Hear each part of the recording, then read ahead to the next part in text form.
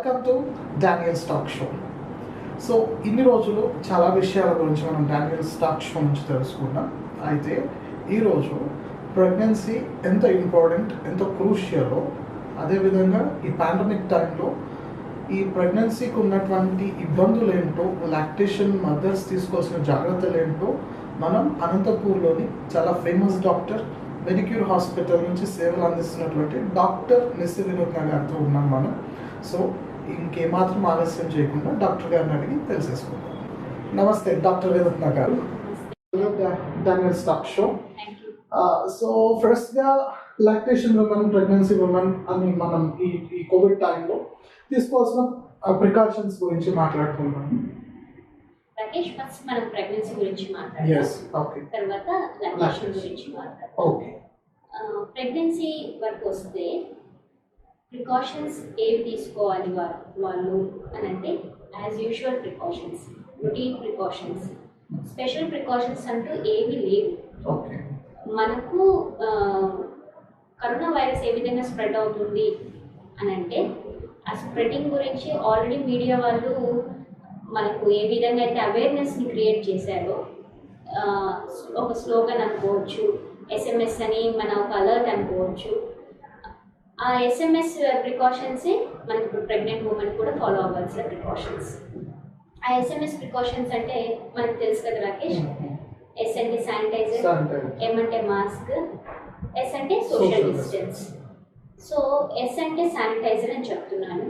మీరు ఒక క్వశ్చన్ అడగచ్చు, డాక్టర్ శానిటైజర్ లేదా హ్యాండ్ వాషింగా ఏది బెటర్ అని అడగచ్చు మీరు. ఒకటి, మనకు hand washing, frequent hand washing గురించి మనం అనుకోవాలి. వీలైతే ఎవ్రీ 1 hour ఒకసారి హ్యాండ్ వాషింగ్ చేసుకోవాలి. హ్యాండ్ వాషింగ్ అవైలబిలిటీ ఉన్నప్పుడు హ్యాండ్ వాష్కి వెళ్ళాల్సి ఉంటుంది.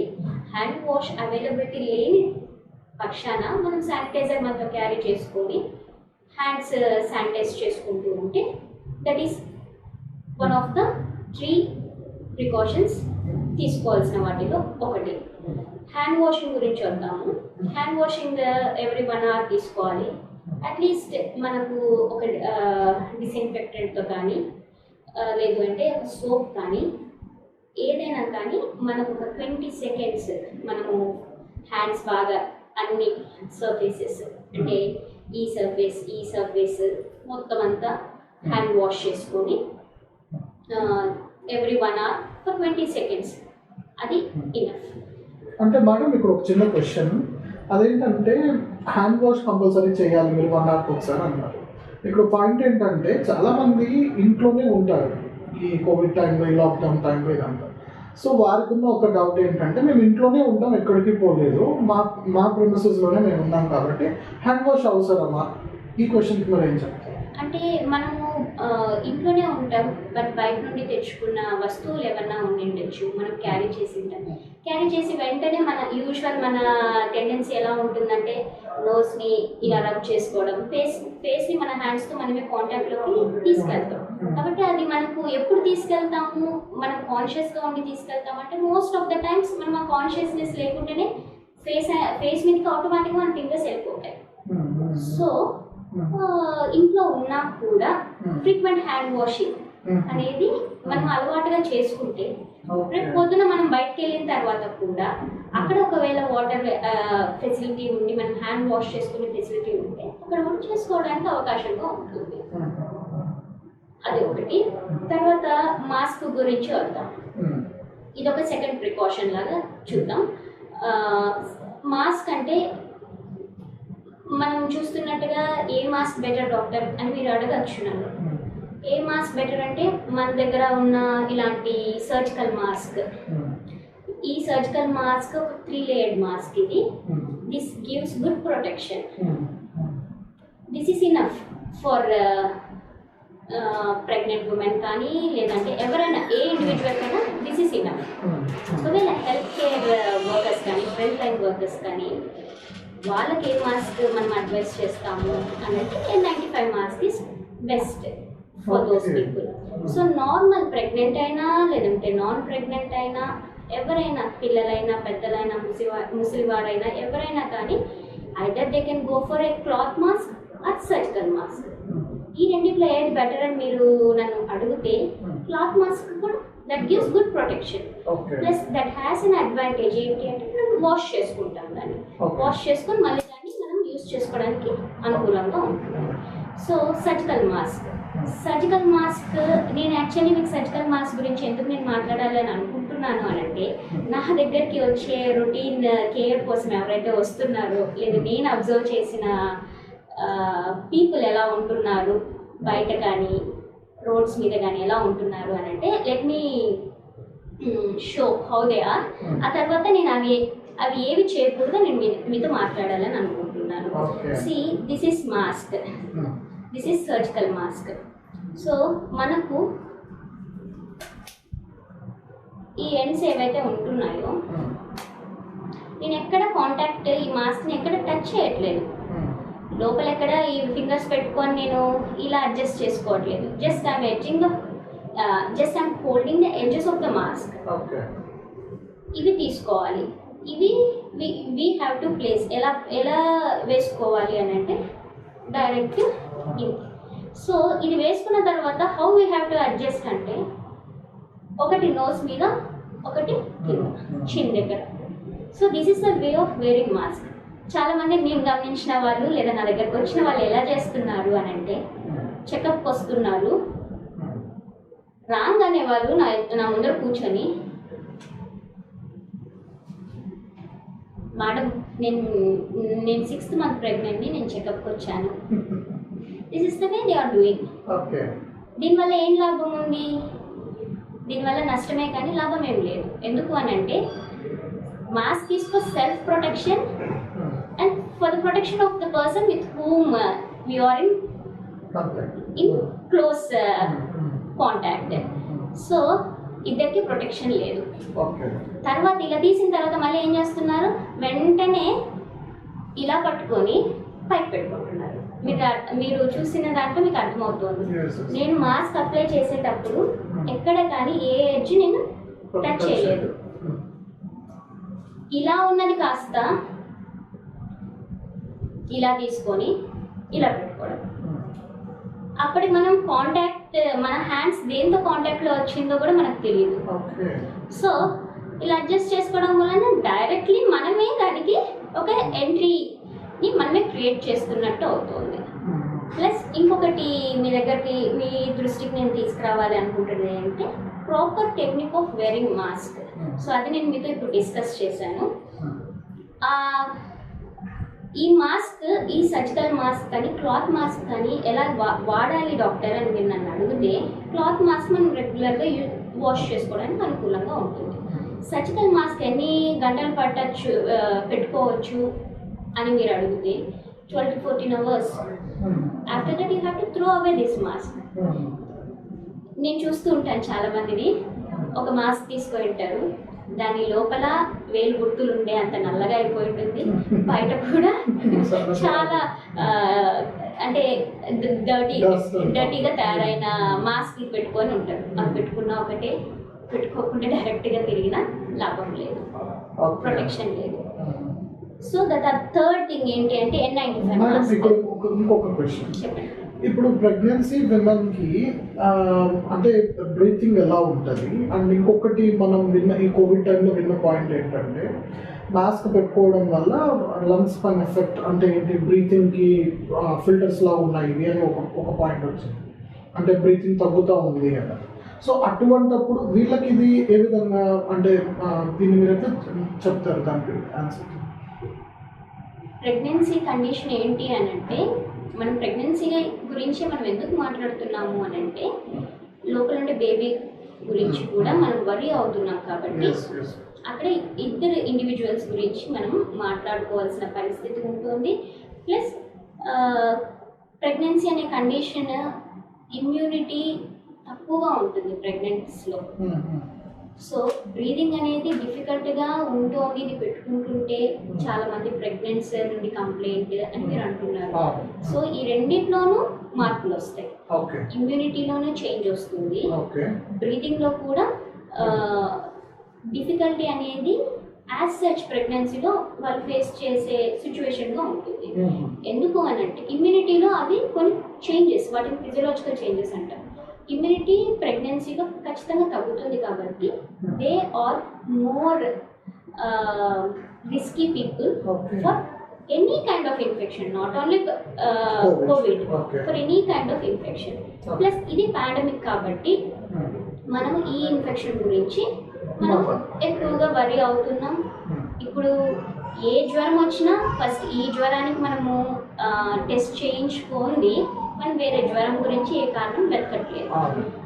సో ఇంకొకటి మీరు ఇప్పుడు అడిగిన వాటిలో బ్రీతింగ్ గురించి అన్నారు. బ్రీతింగ్ గురించి ఏమైనా మార్పులు వస్తాయా, వాళ్ళు ఎందుకు అలా కంప్లైంట్ చేస్తున్నారు అని అంటే, ఒకటి మనకు ఇన్ని రోజులుగా మనకు డైరెక్ట్గా శ్వాస తీసుకునేది మనకు అలవాటుగా ఉండింది కాబట్టి మనకు ఏది అడ్డంగా లేదు కాబట్టి మనం ఎప్పుడు దాన్ని ఎప్పుడు అది ఇబ్బందికరంగా ఫీల్ అవ్వలేదు కాబట్టి ఇప్పటికిప్పుడు మనం 24 గంటలు లేదో మనం బయటకు వచ్చినప్పుడు పెట్టుకోవాల్సిన అవసరం ఉన్నప్పుడు మనం ఒకటి అడ్డంగా పెట్టుకొని మనం పీలుస్తున్నామంటే డెఫినెట్గా ఇన్కన్వీనియంట్గా ఉంటుంది. అలా అని వీళ్ళకు లంగ్స్ మీద బరువు పడుతుందా అంటే మాస్క్ వల్ల బరువు పడదు. ఓన్లీ థింగ్ ఏంటంటే బేబీ పెరిగే కొద్దీ పొట్ట సైజ్ ఇంక్రీజ్ అయ్యే కొద్దీ ప్రెషర్ ఎక్కడ పడుతుంది అంటే లంగ్స్ మీద పడుతుంది. ఎందుకు అని అంటే మనకు పై భాగంలో లంగ్స్ ఉంటే కింద భాగంలో బేబీ పెరుగుతూ ఉంటుంది. సో వన్స్ బేబీ పెరిగే కొద్దీ అంటే టువర్డ్స్ టర్మ్ అంటాం, అంటే 9th మంత్కి రీచ్ అయ్యే కొద్దీ 10th మంత్ దగ్గర అయిపోద్ది బేబీ వెయిట్ ఇంక్రీజ్ అవుతుంటుంది కాబట్టి బేబీ అంతా పొట్టలోనే అకౌండేట్ అవ్వాలి కాబట్టి ఆ ప్రెషర్ లంగ్స్ మీద పడుతుంది కాబట్టి డెఫినెట్గా ఎవరికైనా ఆయాసంగానే ఉన్న అనుభవం ప్రతి ఒక్కరూ తీసుకొస్తారు. That is natural. కానీ కోవిడ్కి మనం ఏదైతే ప్రొటెక్షన్గా తీసుకోవాల్సిన one of the best protecting agent లేదో బ్యారియర్ ఏంటి అంటే మాస్క్. దానివల్ల అయితే ఎటువంటి ఇబ్బంది, ఎటువంటి బ్రీతింగ్ ప్రాబ్లం దానివల్ల రాదు. Okay okay. నెక్స్ట్ దాంట్లోకి వెళ్దాం, సోషల్ డిస్టెన్సింగ్ గురించి. సో మనం అనుకున్నట్టుగా ఇప్పుడు sanitiser, mask, hand washing, social distancing గురించి అని అనుకుంటున్నాం. మనం సోషల్ డిస్టెన్సింగ్ అంటే మనం బయటకు వచ్చినప్పుడే, అంటే హౌ ఫ్రీక్వెంట్గా మనము చెకప్స్కి వచ్చినప్పుడు హాస్పిటల్లో మనం ఎలా ఉండాలి అనే దానికోసమే సోషల్ డిస్టెన్సింగ్ గురించి మాట్లాడాలి. లేదా బయటికి వెళ్ళినప్పుడు మనం ఎలా ఉండాలి అనే దాని కొరకు సోషల్ డిస్టెన్సింగ్ గురించి మాట్లాడాలి. సో చెకప్స్కి వచ్చినప్పుడు చాలా హాస్పిటల్స్లో, అన్ని హాస్పిటల్స్లో అని కూడా చెప్పాలి, COVID-19 నామ్స్ ప్రకారం అందరూ హాస్పిటల్స్ని రన్ చేస్తున్నారు కాబట్టి డిస్టెన్స్ మెయింటైన్ చేస్తూ చైర్స్ వాళ్ళకి అలాట్ చేయడము, ఆ విధంగా కూర్చోవడం, వాళ్ళు చెకప్స్కి వచ్చినప్పుడు లేదా అడ్మిషన్లో ఉన్నప్పుడు వాళ్ళు ఒకరితోనే వాళ్ళ అటెండెంట్గా తీసుకొని రావడం అనేది good thing. That is safe for both. వచ్చిన అటెండెంట్కి సేఫ్, వాళ్ళు తెచ్చుకున్న ప్రెగ్నెంట్కి కూడా అది సేఫ్. ప్రెగ్నెంట్ ఉమెన్ అయినా లాక్టేషన్ ఇస్తున్న మదర్స్ అయినా కూడా వాళ్ళు తీసుకోవాల్సిన ప్రికాషన్స్ ఏంటంటే యాజ్ యూజువల్ రొటీన్ ప్రికాషన్స్. వాళ్ళకి స్పెషల్ ప్రికాషన్స్ అంటూ ఏవి డిజైన్ చేయలేదు, ఏవి లేవు కూడా. సో SMS అని మనం ఏ విధంగా అయితే మనము మీడియాలో చూస్తూ ఉంటున్నామో అదే ప్రికాషన్స్ గురించి నేను మాట్లాడాలనుకుంటున్నాను. S అంటే శానిటైజర్, M అంటే మాస్క్, S అంటే సోషల్ డిస్టెన్స్. ఈ మూడు మనం ఖచ్చితంగా ఫాలో అయితే మనకు ఇన్ఫెక్షన్ నుండి మనల్ని మనం ప్రొటెక్ట్ చేసుకున్న వాళ్ళం అవుతాము. ప్లస్ వీటిలో కూడా నేను ఒక రెండింటి గురించి నేను మీతో పంచుకోవాలనుకుంటున్నాను. అదేంటంటే శానిటైజర్ బెటరా లేదంటే హ్యాండ్ వాష్ బెటరా అని అంటే, హ్యాండ్ వాష్ ఎప్పుడు చేసుకోవాలి, శానిటైజర్ ఎప్పుడు యూజ్ చేయాలి అంటే మనకు అనుకూలం ఉన్న ప్రతిసారి మనము గంటకు ఒకసారి ఒక 20 సెకండ్స్ మనం హ్యాండ్స్ వాష్ చేసుకొని నేను మీకు వీడియోలో చూపించినట్టుగా మనం హ్యాండ్స్ వాష్ చేసుకుంటే that gives us good protection from virus. ఇంకొకటి ఏంటి అని అంటే శానిటైజర్ ఎప్పుడు యూజ్ చేయాలి అనేది మీ క్వశ్చన్ అయితే, మనము దాన్ని క్యారీ చేసుకొని ఎప్పుడైతే మనం వాష్ చేసుకోలేని పరిస్థితి ఉంటుందో అప్పుడు శానిటైజర్ యూజ్ చేస్తే సరిపోతుంది. ఇంకొకటి అన్నిటికంటే బెస్ట్ ఏంటి అని అంటే వీటిల్లో మాస్క్ ప్రాపర్ టెక్నిక్ ఏదైతే నేను చూపించానో ఆ విధంగా మీరు వేసుకొని అనవసరంగా ఎవరితో మాట్లాడుతుండేటప్పుడు వాళ్ళకి అవతలి వ్యక్తికి వినపడుతుందనో వినపడదనో మీరు మాస్క్ తీసి మాట్లాడాల్సిన అవసరం లేదు. డాక్టర్ దగ్గరికి వచ్చినప్పుడు మీరు అసలు మాస్క్ తీయాల్సిన అవసరం లేదు, మీరు ఖచ్చితంగా వేసుకోవాలి. వేసుకున్న మాస్క్ కూడా ముక్కు కింద లేదా గొంతు కింద ఉండడం అనేది కరెక్ట్ కాదు. నేను ఏ విధంగా అయితే మీకు వీడియోలో చూపించానో ఆ విధంగా మీరు ప్రాపర్ టెక్నిక్తో మీరు మాస్క్ వేసుకుంటే you can protect yourself from viral infection.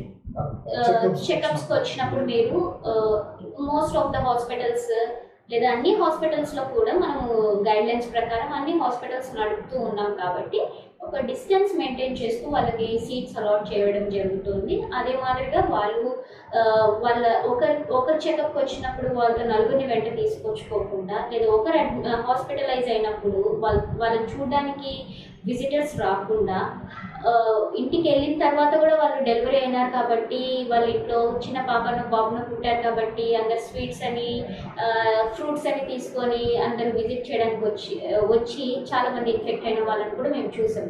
కాబట్టి అలాంటి ఫాలో అవ్వకుండా అడ్మిషన్ అప్పుడు ఒక అటెండెంట్ తోటి అడ్మిషన్లో ఉంటే బెటర్. హాస్పిటల్ విజిట్కి వచ్చినప్పుడు ఇండివిజువల్గా రాగలిగితే బెటర్. రాలేని పక్షాన ఒక అటెండెంట్తో మీరు హాస్పిటల్కి వచ్చి చెకప్ చేయించుకొని డిస్టెన్స్ మెయింటైన్ చేసుకుంటా డాక్టర్కి మీకు వచ్చిన హాస్పిటల్లో మిగిలిన వ్యక్తులతో కూడా మీరు దూరంగా ఉండి మాస్క్ కరెక్ట్గా వేసుకొని ఫ్రీక్వెంట్గా శానిటైజ్ చేసుకొని మీరు ఇంటికి వెళ్ళి చూసుకుంటే ఇది సరిపోతుంది. ప్రెగ్నెన్సీ ఉమెన్ ఆల్మోస్ట్ ఇంట్లోనే ఉన్నప్పుడు మేము బయటకు ఎక్కడా తిరగం కాబట్టి ఇంత ఫ్రీక్వెంట్గా ఒకసారి హ్యాండ్ వాష్ చేయడం అవసరమా? సో దీనికి మీరు ఏం చెప్తారు? అంటే మనము ఇంట్లోనే ఉంటాం, బట్ బయట నుండి తెచ్చుకున్న వస్తువులు ఏమన్నా ఉండిండొచ్చు, మనం క్యారీ చేసి వెంటనే మన టెండెన్సీ ఎలా ఉంటుందంటే నోస్ని ఇలా రబ్ చేసుకోవడం, ఫేస్ని మన హ్యాండ్స్తో మనమే కాంటాక్ట్లోకి తీసుకెళ్తాం. కాబట్టి అది మనకు ఎప్పుడు తీసుకెళ్తాము, మనం కాన్షియస్గా ఉండి తీసుకెళ్తామంటే మోస్ట్ ఆఫ్ ద టైమ్స్ మనం ఆ కాన్షియస్నెస్ లేకుండానే ఫేస్ మీదకి ఆటోమేటిక్గా మన ఫింగర్స్ వెళ్ళిపోతాయి. సో ఇంట్లో ఉన్నా కూడా ఫ్రీక్వెంట్ హ్యాండ్ వాషింగ్ అనేది మనం అలవాటుగా చేసుకుంటే రేపు పొద్దున మనం బయటకు వెళ్ళిన తర్వాత కూడా అక్కడ ఒకవేళ వాటర్ ఫెసిలిటీ ఉండి మనం హ్యాండ్ వాష్ చేసుకునే ఫెసిలిటీ ఉంటే అక్కడ మనం చేసుకోవడానికి అవకాశంగా ఉంటుంది. డాక్టర్ గారు, సో ప్రెగ్నెన్సీలో రొటీన్ చెకప్స్ ఉంటాయి, సో దాని గురించి మీరు ఇచ్చే సజెషన్స్ ఏంటి? ఈ టైంలో మీరు ఎలా ప్రిఫర్ వాటిని ఎలా చూస్తారు? యూజువల్గా మనం ప్రెగ్నెంట్ ఉమెన్ని మనము చెకప్స్ వేటికి అయితే రమ్మని మనం సలహా ఇస్తాము, వాటిని యాంటీనేటల్ చెకప్స్ అని అంటారు. యూజువల్గా 7th month వరకు కూడా ఎవ్రీ మంత్లీ విజిట్ ఒకసారి, 8th monthలో 2 weeks ఒకసారి, 9th monthలో వీక్లీ విజిట్ రమ్మని వాళ్ళకు మనం సూచనగా వాళ్ళు ప్రెగ్నెన్సీ కన్ఫర్మేషన్ అయి ఫస్ట్ విజిట్కి వచ్చినప్పుడు మనం ఈ విధంగా ఉంటాయి మీ చెకప్స్ అని రొటీన్గా చెప్తాం. బట్ ఇప్పుడు కరోనా ఏమైనా ఈ చెకప్స్ విషయంలో ఏమైనా చేంజెస్ తీసుకొచ్చిందా అని మనం దాని గురించి అనుకుంటే చేంజెస్ ఏ విధంగా అని అంటే మనం ఒక డైరెక్ట్ కాంటాక్ట్తో హాస్పిటల్లో కానీ లేదు అని అంటే డాక్టర్తో కానీ రాకపోవడం మంచిదే ఈ సమయంలో. బట్ ఏ విధంగా వస్తే బెటర్ అని నన్ను అడిగితే ఆన్లైన్ కన్సల్టేషన్ తీసుకోవడం, వీడియో కన్సల్టేషన్, డాక్టర్తో వాళ్ళ ఇబ్బందులు కానీ వాళ్ళు తీసుకోవాల్సిన సలహాలు కానీ వాళ్ళు తీసుకుంటే that is a good alternate option during this time అని చెప్పగలను. సో వాళ్ళకు ఇందాక మనం అనుకున్నట్టుగా డాక్టర్ పాజిటివ్ అయ్యాను, నేను ఏమైనా చేయాలా, నా బేబీకి ఏమైనా ఇన్ఫెక్షన్ వస్తుందా, ఎలా చేయమంటారు, ఏం చేయమంటారు అని అడుగుతాను. సో నేను ఇచ్చే సలహా ఏంటి అని అంటే నాట్ గెట్ ప్యానిక్, భయపడాల్సిన అవసరం లేదు. జస్ట్ 3 విషయాలు ఖచ్చితంగా ఫాలో అవ్వాల్సిన విషయాలు ఏంటి అని అంటే take your medication regularly, have good sleep and have good amount of high protein diet and fresh fruits and vegetables in your diet. ఆ 3 ఖచ్చితంగా ఫాలో అయితే మనము భయపడాల్సిన విషయం అంటూ ఉండదు. బట్ ఓన్లీ థింగ్ వీటిలో ఎవరు డాక్టర్ని మళ్ళీ సీక్ చేయాల్సిన అవసరం ఉంది, ఎవరు డాక్టర్ దగ్గరికి రావాల్సిన అవసరం ఉంది అని అంటే ఎవరైతే సిమ్టమ్స్ అంటే దగ్గు కానీ, చాలా హై గ్రేడ్ ఫీవర్ కానీ, లేదు ఆయాసం కానీ, లేదు కొంతమందికి ఇవేవి లేకుండా జస్ట్ విరేచనాలు ఉన్నా కూడా చాలా సివియర్గా ఉండి, చాలా సివియర్ ఒళ్ళు నొప్పులు, ఏ సిమ్టమ్ వాళ్ళకి ఎక్కువగా ఉండి వారిని వరి చేస్తుందో అలాంటివి ఏమి ఉన్నప్పుడు వాళ్ళు వెంటనే డాక్టర్ దగ్గరకు వచ్చి హాస్పిటలైజ్ అవ్వాలా లేదా అనే సలహా చూపించుకున్నాక తీసుకోవాల్సిన విషయమై ఉంటుంది. ఓకే మేడం, ఇందాక మీరు చెప్తా అన్నారు సో మంచి వ్యాక్సినేషన్ దట్ ఈస్ రొటీన్ వాళ్ళ మెడికేషన్ ఉండాలి, అండ్ నెక్స్ట్ వచ్చేసి మంచి స్లీప్ అంటే మంచి నిద్ర ఉండాలి, అండ్ అదేవిధంగా ఫుడ్ కూడా మంచిగా తీసుకోవాలి, ఆహారం మంచిగా. ఈ ఆహారం అనే కాడికి వచ్చేపాటికి సో వీరికి మామూలు స్పెషల్ డైట్ ఉంటుందని అంటారు, అంటే ప్రెగ్నెన్సీ దానికి స్పెషల్ డైట్ ఉంది. సో ఈ కోవిడ్ టైంలో మీరు ఇంకేదన్నా డైట్ మీరు యాడ్ చేస్తారా ఇమ్యూనిటీ బూస్టర్ వల్ల? ఇమ్యూనిటీ బూస్టర్స్ గురించి మనం మాట్లాడాల్సి వస్తే మనము fresh fruits and vegetables, green leafy vegetables, ఇది హై ప్రోటీన్ డైట్. రోజు 2 బాయిల్డ్ ఎగ్స్, వారానికి 2 సార్లు చికెన్, ఫిష్, ప్లస్ ఒక కప్ ఆఫ్ డ్రై ఫ్రూట్స్, ఒక cup of fruits before every meal, ఇవి తీసుకుంటే సరిపోతుంది. Okay, there is no special diet. A ఫీవర్కైనా, not only Covid, ఏ ఫీవర్ డ్యూరింగ్ ప్రెగ్నెన్సీ అయినా కూడా ఇన్ఫెక్టివ్ కాజ్ అయినప్పుడు, అన్లెస్ అది గట్ ఇన్ఫెక్షన్ అంటే పేగులకు సంబంధించిన ఇన్ఫెక్షన్ వల్ల వచ్చిన ఫీవర్ కాకపోతే వాళ్ళు ఖచ్చితంగా high protein diet, fresh fruits and vegetables వాళ్ళు పుష్కలంగా తీసుకుంటే విత్ గుడ్ హైడ్రేషన్, అంటే మంచిగా ఒక 3.5 to 4 liters ఆఫ్ వాటర్ వాళ్ళు తీసుకుంటే దట్ ఈస్ ఇనఫ్. డాక్టర్ గారు, సో ఈ కోవిడ్ టైంలో అనంతపూర్లో చాలా ఎక్కువగా వినపడిన పేరు మీది డెలివరీస్ గురించి. సో మీరు తీసుకున్న ఈ కేసెస్ అన్నింటిలో ఏమైనా కాంప్లికేషన్స్ చూసారా? చూస్తే మీరు దాన్ని ఎలా హ్యాండిల్ చేశారు డెలివరీస్ అన్ని? మనం ఇంతకటి వరకు మాట్లాడుకున్నట్టుగా మనం యాంటీనేటల్ విజిట్స్, వాళ్ళు మన దగ్గరకు రావడం, వారి డ్యూ డేట్ కూడా ఇదే కోవిడ్ టైంలో ఉండి వారు డెలివరీకి ఎంతో వరి అవుతున్న చాలా మందిని చూసాము.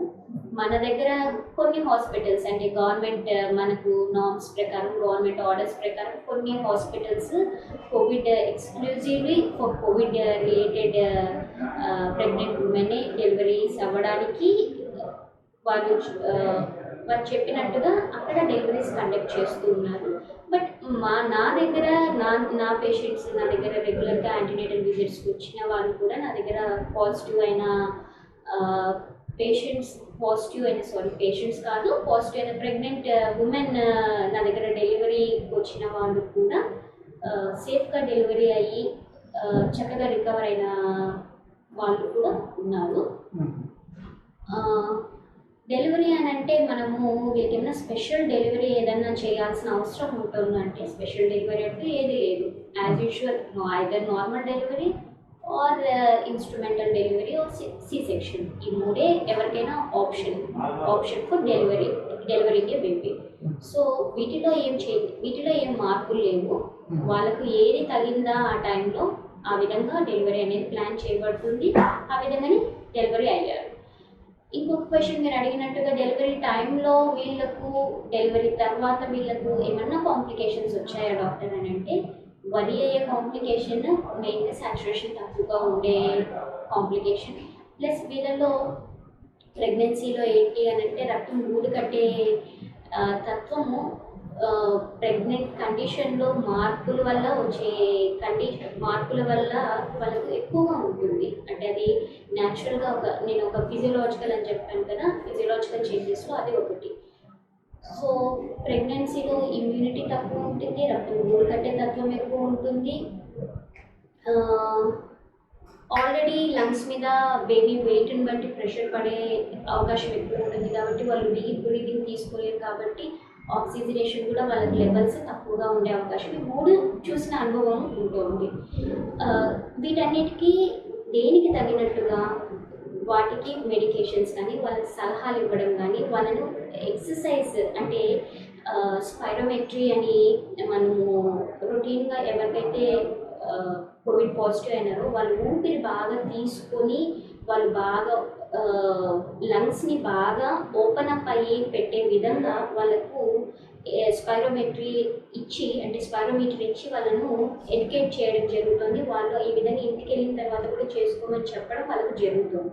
అదే మాదిరిగా ప్రెగ్నెన్సీని కూడా సేమ్ అవే వీళ్ళకు కూడా ఇచ్చి వీళ్ళకు ఆల్రెడీ ప్రెగ్నెంట్ అయ్యారు, ఇంకా డ్యూ డేట్కి దగ్గరలో ఉన్నారు, ఇంకా డెలివరీ ప్లాన్ చేస్తున్నాము అన్నప్పుడు వాళ్ళకు బిఫోర్ డెలివరీనే ఇది మీరు డెలివరీ తర్వాత ఎలా యూస్ చేయాలి అని వాళ్ళకు నేర్పించడం జరిగి వాళ్ళను అది ఫాలో అయ్యి కాంప్లికేషన్స్ నుండి బయటపడడానికి ఆ విధంగా వాళ్ళను ట్రీట్ చేయడం జరిగింది.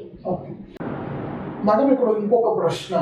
మీరు ఇప్పుడు చెప్తా లంగ్ గురించి మాట్లాడారు. సో లంగ్ డ్యామేజెస్లో అంటే ఈ మెయిన్ ప్రెగ్నెన్సీ టైంలో డెలివరీస్ టైంలో లంగ్ డ్యామేజెస్ పైన మీరు ఏమైనా చూసారా cases? Lung damage pressure effect వల్ల అనేది కాదు. లంగ్ డ్యామేజ్ అనేది వైరస్ తీసుకొస్తున్న డ్యామేజ్. అది ఎవరికైనా కామన్గా ఉంటుంది. వాళ్ళ ఇమ్యూనిటీని బట్టి, ఎంత లెవెల్ ఆఫ్ ఇన్ఫెక్షన్ని బట్టి వాళ్ళకు ఎంత లంగ్ డ్యామేజ్ జరుగుతుంది అనేది ఉంటుంది. కానీ వీళ్ళలో ప్రెగ్నెంట్ ఉమెన్లో ఏంటి, మిగిలిన వాళ్ళకి ప్రెగ్నెంట్ ఉమెన్కి ఏంటి డిఫరెన్స్ ఇక్కడ అని అంటే వీళ్ళకి ప్రెషర్ ఎఫెక్ట్ అనేది ఉంటుంది. Pressure effect due to the weight of the foetus. అంటే దాని మీద బరువు పడ్డము అని అంటే లంగ్స్ సైజుని కంప్రెస్ చేయడం అనేది కాదు. లంగ్స్ ఫ్రీగా వాళ్ళు గాలి తీసుకొని వదిలేందుకు అవకాశం లేకుండా కొంతవరకు రిస్ట్రిక్ట్ చేసే అనుభవంలోకి వాళ్ళు వెళ్తున్నారు. కానీ లంగ్స్ని క్లోజ్ చేసే ప్రెషర్ ఎఫెక్ట్స్ వాళ్ళకు ఉండవు. మీకు అర్థమైంది అనుకుంటున్నాను. సో అది ఒక అంటే ప్రెషర్ ఎఫెక్ట్. సో మనకి ఇప్పుడు సపోజ్ ఏదన్నా మన మీద ఒక చిన్న బాబు కానీ పాప కానీ మన గుడ్డల మీద పెట్టుకుంటే బరువుగా ఉంటుంది ఆ టైంలో. అలా అని మన లంగ్స్ క్లోజ్ అవ్వవు కదా. సో లంగ్స్ చేసే పని లంగ్స్ చేస్తూ ఉంటే గాలి తీసుకుంటూ ఉంటాము, గాలి వదులుతూ ఉంటాము. కానీ మన పైన ఒక బరువు అనేది ఉంటుంది కాబట్టి మనము అరే నేను గాలి తీసుకోలేకపోతున్నాను అనే అనుభవం అప్పుడు అనిపిస్తుంది. బట్ డైరెక్ట్గా ఆ అనుభవం వల్ల కోవిడ్ ఇన్ఫెక్షన్ ప్రెగ్నెన్సీలో ఎక్కువ వచ్చిందని చెప్పడానికి అయితే లేదు. Covid infection is always related to the immunity level.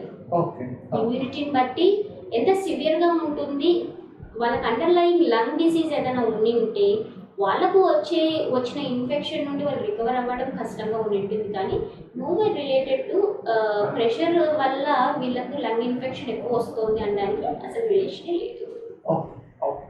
And మనం ఇంకొక డౌట్ అండి.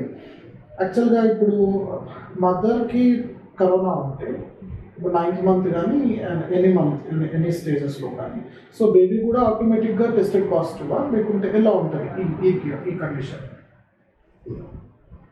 బేబీ టెస్టెడ్ పాజిటివా కాదా అనేది కాదు, కానీ కోవిడ్ ఇన్ఫెక్షన్ మనకు during any period of time any person can get, any mother can get infected.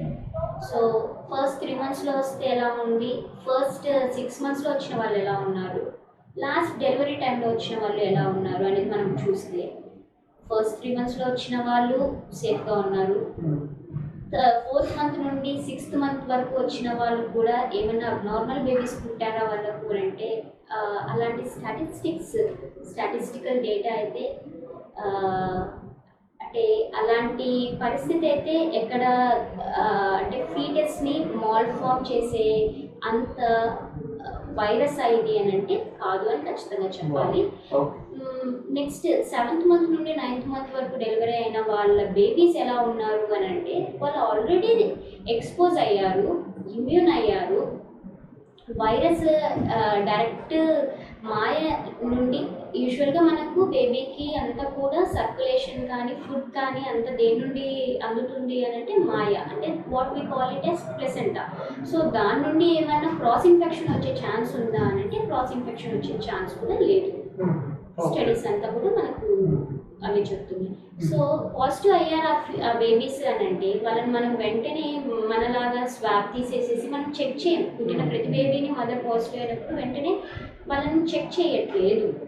కానీ ఎవరికి అవసరము అని అంటే చాలా సిక్గా ఉన్న మదర్స్కి డెలివరీ అయిన బేబీస్కి సిమ్టమ్స్ ఉంటాయి, బేబీకి కూడా ఫీవర్ ఉంటాయి. If the baby is healthy బేబీని మనం అనవసరంగా టెస్ట్ అయితే చేయం. ఈవెన్ దో మదర్ పాజిటివ్ అయి పుట్టిన బేబీ అయినా కూడా బేబీ సిక్గా ఉండి బేబీకి కూడా ఫీవర్ వస్తుంది అంటే వెంటనే బేబీకి కూడా మనం కోవిడ్ టెస్ట్ చేస్తున్నాం. అందరినీ అయితే రొటీన్గా ఈవెన్ దో కోవిడ్ పాజిటివ్ అయినప్పుడు చేయలేదు. బట్ ఇంకో విషయం ఏంటంటే రాకేష్, అందరూ కోవిడ్ పాజిటివ్ అంటే కోవిడ్ పాజిటివ్ ఎన్ని రోజుల వరకు ఉంటారు మేడం వాళ్ళు బేబీస్ ఇన్ఫెక్ట్ అవ్వడానికి అని అంటే ఎవ్రీ అంటే ఒక 10 days తర్వాత వైరస్ ఆటోమేటిక్గా చనిపోతుంది. సో వాళ్ళు నార్మల్ పీపుల్తో కాంటాక్ట్కి వచ్చినా కూడా వాళ్ళ నుండి ఇన్ఫెక్షన్ రాదు. సో వైరస్ స్ప్రెడ్ అనేది ఇంకా అక్కడ జరగదు. అప్పుడు మనం టెస్ట్ చేసిన ఒకవేళ పాజిటివ్ వచ్చినా ఒక 12th day 14th day positive వచ్చినా యాక్టివ్ ఇన్ఫెక్షన్ అయితే వాళ్ళు ఉండకపోవచ్చు. అండ్ ఇంకొక ప్రాముఖ్యమైన ఘటన గురించి మాట్లాడదాం, అదే ఫైనల్గా, దట్ ఈస్ లాక్టేషన్ గురించి. సో ఇప్పుడు మదర్ టెస్టెడ్ పాజిటివ్ అయితే సో బేబీకి ఫీడింగ్ ఇవ్వచ్చా, ఇస్తే దాని నుంచి ఏమైనా ప్రాబ్లమ్స్ ఉంటాయా, లేదంటే దానికి ఎలా మీరు సజెస్ట్ చేస్తారు? లాక్టేషన్ ఖచ్చితంగా ప్రమోట్ చేస్తాను. నేను నా సలహా రీసెంట్గా ఎవరైనా డెలివరీ అయిన వాళ్ళు లేదంటే ఫీడింగ్ ఇస్తున్న మదర్స్ ఈ వీడియో ఎవరైనా చూస్తున్నట్లయితే ఖచ్చితంగా you have to feed your baby అనే చెప్తాను. ఏ విధంగా ఫీడ్ చేయాలి డాక్టర్ నా బేబీని అని మీకు డౌట్గా ఉంటే యాజ్ యూజువల్ ఎస్ఎంఎస్, ఇంతకు తప్పించి ఇంక వేరే ఆప్షన్ అంటూ లేదు. ఎస్ఎంఎస్ అంటే నీట్గా శానిటైజ్ చేసుకోవడం, ప్రాపర్ టెక్నిక్తో మాస్క్ వేసుకోవడం, బేబీని దగ్గర తీసుకొని ఫీడ్ ఇవ్వడం. అక్కడ డిస్టెన్సింగ్ అనేది మనం మెయింటైన్ చేయలేము. బట్ మళ్ళీ ఫీడ్ ఇచ్చిన తర్వాత మరి మనము శానిటైజ్ చేసేసేసి we can avoid direct contact of the baby by wearing mask. అంటే మాస్క్ వేసుకోవడం మూలన బేబీని మనం డైరెక్ట్ కాంటాక్ట్లోకి మనం రాకుండా ప్రొటెక్షన్ ఇస్తున్నాము.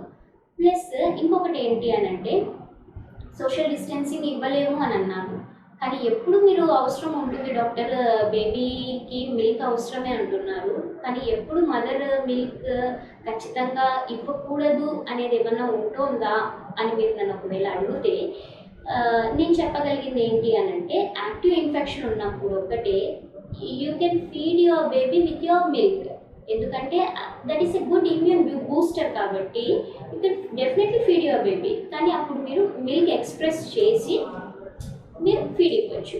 What I want to say is ఆ టైంలో మీకు యాక్టివ్ ఇన్ఫెక్షన్ ఉంది, మీకు సివియర్ కాఫ్ ఉంది, you are not able to take your baby close to you, ఎందుకంటే మీకు గాలి తీసుకోవడమే మీకు ఇబ్బందికరంగా ఉంది అన్నప్పుడు డెఫినెట్గా మిల్క్ ఎక్స్ప్రెస్ చేసేసి you can feed your baby with your milk. But the way is expressed milk తోటి మిల్క్ ఫీడ్ చేయడం అనేది నేను ఇచ్చే సలహాగా ఉంటుంది. ఓకే, సో మేడం ఈ వ్యాక్సినేషన్ గురించి మనం టాపిక్ వస్తే ప్రెగ్నెన్సీ విమెన్కి లాక్టేటింగ్ ఉమెన్కి మీరు ఏ విధంగా సజెస్ట్ చేస్తారు? Good question Rakesh. ఎందుకంటే వాట్ ఈస్ ద కేర్ అని మనం ఇందాక వరకు మాట్లాడింది, వీ హ్యావ్ కమ్ ఆల్మోస్ట్ అంటే వేవ్ ఫ్లాటెన్ అయిపోయే సిచ్యువేషన్కి వచ్చేసాం మనము. సో ఇప్పుడు మనం వ్యాక్సినేషన్ గురించి ఖచ్చితంగా మాట్లాడాల్సిన అవసరం ఉంటుంది. Definitely you have to go for vaccination అని నేను ఖచ్చితంగా సలహా ఇస్తాను. ఎందుకు అనంటే లాక్టేషన్ వల్ల దట్ యాంటీబాడీస్ ఏవైతే మనకు మదర్ వ్యాక్సినేషన్ తీసుకున్న తర్వాత ఏవైతే ఉంటాయో ఆ మిల్క్ ద్వారా బేబీస్కి రీచ్ అయ్యి baby gets immune to the infection, అంటే బేబీ ప్రొటెక్షన్ ఉంటుంది. So lactating mothers definitely they have to go for vaccination. ఇంకా ప్రెగ్నెంట్ మదర్స్ ఫస్ట్ 3 months అయితే vaccination should be avoided. 3rd month తర్వాత డెఫినెట్గా స్టడీస్ అని కండక్ట్ చేసిన studies కూడా ఉంటున్నాయి, ట్రయల్స్ జరుగుతూ ఉన్నాయి. There is no contraindication for taking vaccine during pregnancy అనేది కూడా మనకు వస్తుంది. ఆ స్టడీస్లో మేము కూడా పార్ట్గా ఉండి మా ఐడియాస్ కానీ మా అనుభవాలు మేము కూడా మాకు అంటే మా హెడ్ ఏదైతే ఉంటుందో మా ఆబ్స్టెట్రిక్స్ అండ్ గైనకాలజీకి దానికి కూడా మేము మా ఆన్సర్స్ని మేము అప్లోడ్ చేస్తూ ఉంటున్నాం వాళ్ళు ఇచ్చిన క్వశ్చన్స్ని బట్టి. Whether pregnant women how do మీరు ప్రమోట్ చేస్తారు యాజ్ ఎ డాక్టర్ అంటే ఖచ్చితంగా ఫస్ట్ 3 months కాకుండా నుండి you can go for vaccination even during pregnancy. ఎందుకు అని అంటే ఇప్పుడు లైవ్ వ్యాక్సిన్ కాదు మనం ఇస్తుంది. Most of the vaccines many companies have come with their vaccine. ఒక్కొక్కరు ఒక్కొక్క ఫార్మ్ ఆఫ్ వైరస్ని తీసుకొని వ్యాక్సిన్ని ప్రిపేర్ చేస్తున్నారు. కాబట్టి definitely live vaccines are contraindicated during pregnancy. అంటే లైవ్ వ్యాక్సిన్స్ మనము we should not take during pregnancy. But ఇప్పుడు ఏవైతే వ్యాక్సిన్స్ తయారవుతున్నాయో those are not live. So definitely pregnant women can also take vaccine except during first trimester కాకుండా తర్వాత మిగిలిన మంత్స్లో కూడా దట్ విల్ కమ్ అహెడ్. ఎందుకంటే స్టడీస్ జరుగుతున్నాయి. ఆ స్టడీస్ రిజల్ట్స్ మనము అంటే మా ఫాక్సీ గ్రూప్ వాళ్ళు చాలా అసోసియేషన్స్ వాళ్ళు వాళ్ళ స్టడీస్ అన్నీ గవర్నమెంట్ ముందుగా తీసుకొని వచ్చి సేఫ్ అని చెప్పి గవర్నమెంట్ సైడ్ నుండి కూడా మనకు వ్యాక్సిన్ అవైలబిలిటీ అందరికీ అందజేస్తే pregnant women can also take vaccine very safely during pregnancy. Okay, and మనం ఫైనల్గా ఇంకొక క్వశ్చన్కి మీరు ఆన్సర్ చేయాల్సి ఉంటుంది. అదేంటంటే ఫైనల్లీ అంటున్నాను ఒక్కొక్క క్వశ్చన్ వస్తూనే ఉంది. But still I'm very happy to give my answer. ఎందుకంటే ఈ information most of the people ఎవరైతే చూస్తున్నారో వారికి ఖచ్చితంగా ఉపయోగపడాలి అనేసి ఆశపడుతుంటున్నాను. డాక్టర్, అయితే ఈ ఫైనల్ క్వశ్చన్ ఏంటంటే ఇప్పుడు ఈ పాండమిక్తో ఆల్రెడీ వెక్స్ అయిపోయిన జనాలకు ఫస్ట్ వేవ్ సెకండ్ వేవ్ అనుకుంటూ థర్డ్ వేవ్ అనే ఒక భయంకరంగా అది పిల్లల పైన పడుతుందనే విధంగా ప్రచారంలో ఉంది.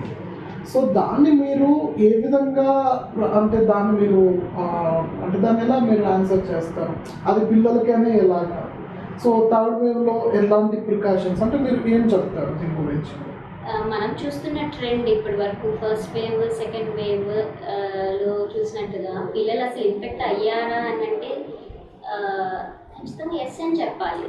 ఎందుకంటే ఇన్ఫెక్ట్ కానీ అంటే ఒక ఫ్యామిలీలో ఫాదర్ అండ్ మదర్ ఇన్ఫెక్ట్ అయితే చిల్డ్రన్ ఇన్ఫెక్ట్ అవ్వలేదు అని అసలు మనం అనుకోవడానికే లేదు. Even though if they are negative, if they have got fever, ఆ టైంలో డెఫినెట్గా వాళ్ళు కూడా ఇన్ఫెక్ట్ అయినట్టే. బట్ ఏంటి అని అంటే వారిలో డిసీజ్ అనేది సివియర్గా లేదు అని మనం ఖచ్చితంగా అనుకోవాలి అనేది నా ఆలోచనగా నేను మీతో పంచుకుంటూ ఉంటున్నాను. బట్ ఎక్స్క్లూజివ్గా థర్డ్ వేవ్ చిల్డ్రన్కే అని మనం ఏదైతే వింటున్నామో అది అలానే ఉంటుందని మనం భయపడాల్సిన అవసరం లేదు. ఎందుకు అని అంటే ఒకటి మనం ఆల్రెడీ వ్యాక్సినేషన్ ప్రమోట్ చేశాము.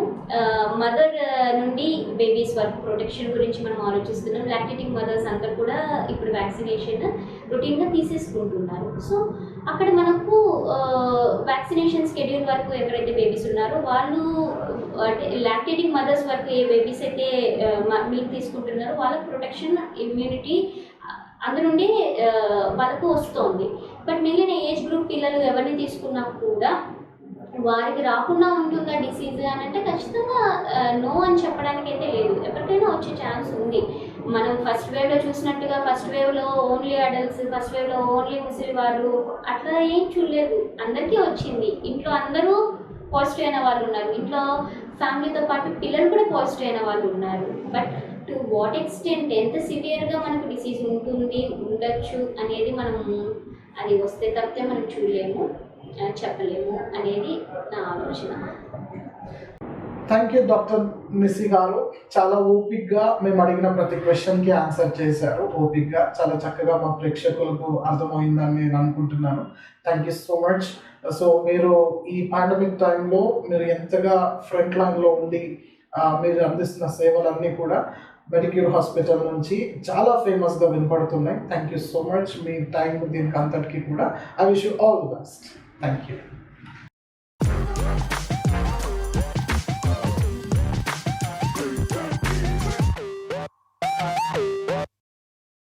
For more videos, please subscribe our channel, like and share it.